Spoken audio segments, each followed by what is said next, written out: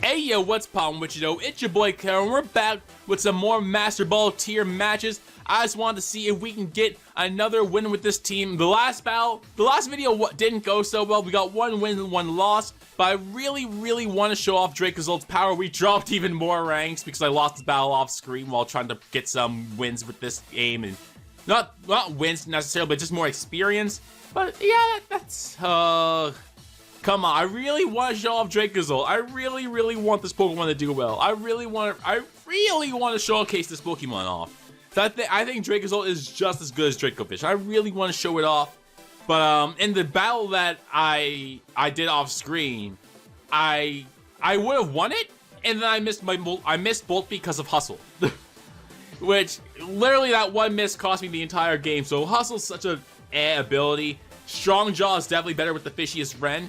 But Hustle is so cool when you get the Dynamax off. So I really want to see what we're doing. Simipour, ranked 747. Very similar team to what I just faced off, honestly. I kind of don't like the Grimmsnarl. Mimikyu could potentially put in some work here. He's probably going to get off both screens is the thing. Like, with a team like that, he can definitely get off both screens.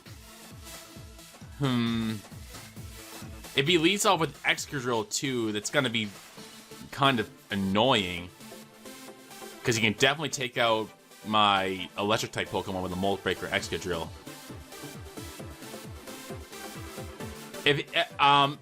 Honestly though, aside from Rotom and Chandelure, Corviknight's kind of a pretty big threat to his team. So I might want to bring that in the back. Tyranitar... Maybe I can go with Tyranitar and Corviknight as a lead. It's not the best lead, but it's something.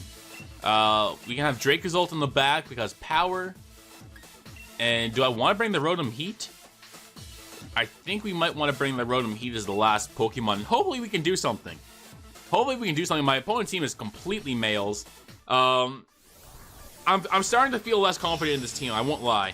The more I play with this team, the less confident I feel with it.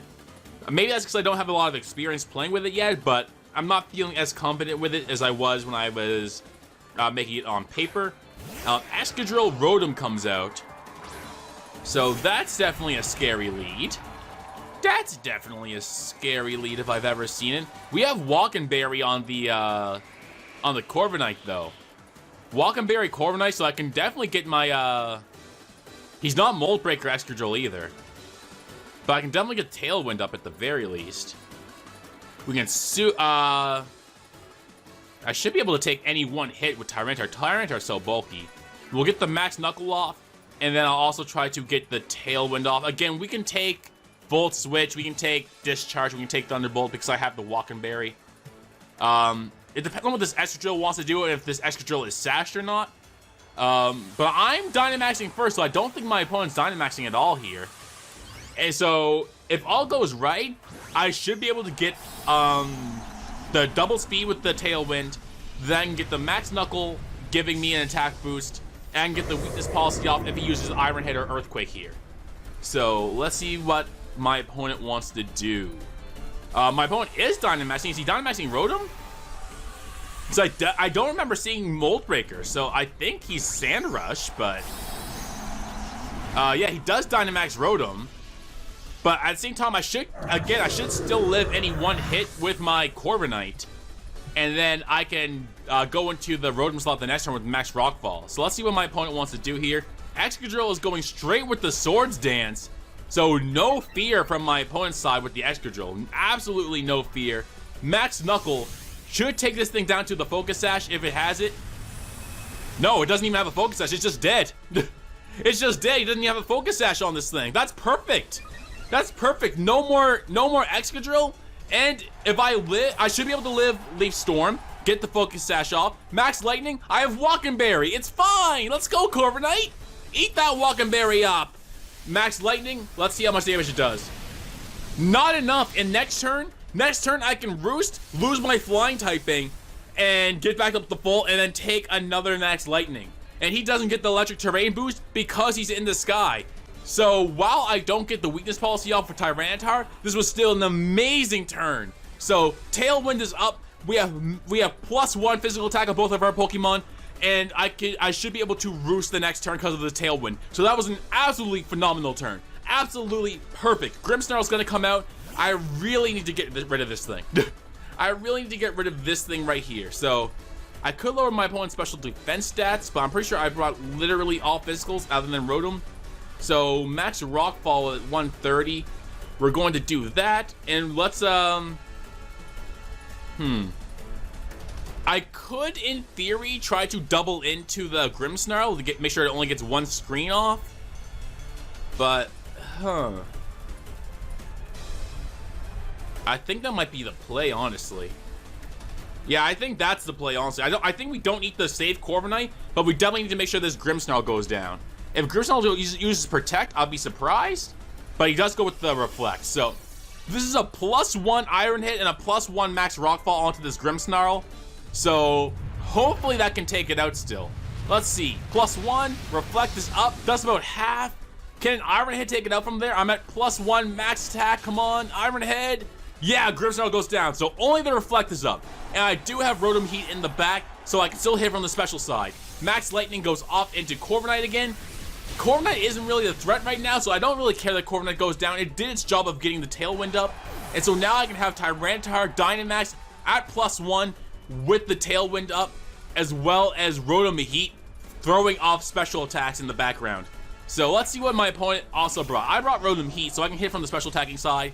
Braviary comes out, and honestly, like I said, I feel okay just going with this Braviary. Rotom Grass or Rotom Mow isn't a huge threat for me right now. How many turns of sand do I have? I should actually look at.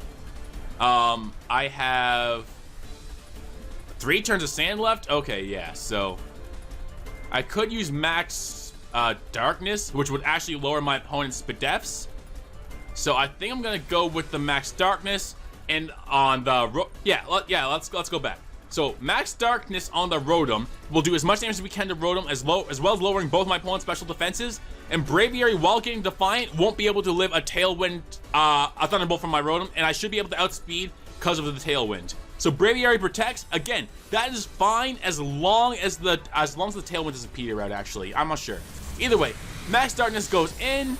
Let's see how much damage we can do. That's through a Reflect. So Tyranitar does a ton of damage. If it uses the Max Overgrowth, then I will get my weakness policy off.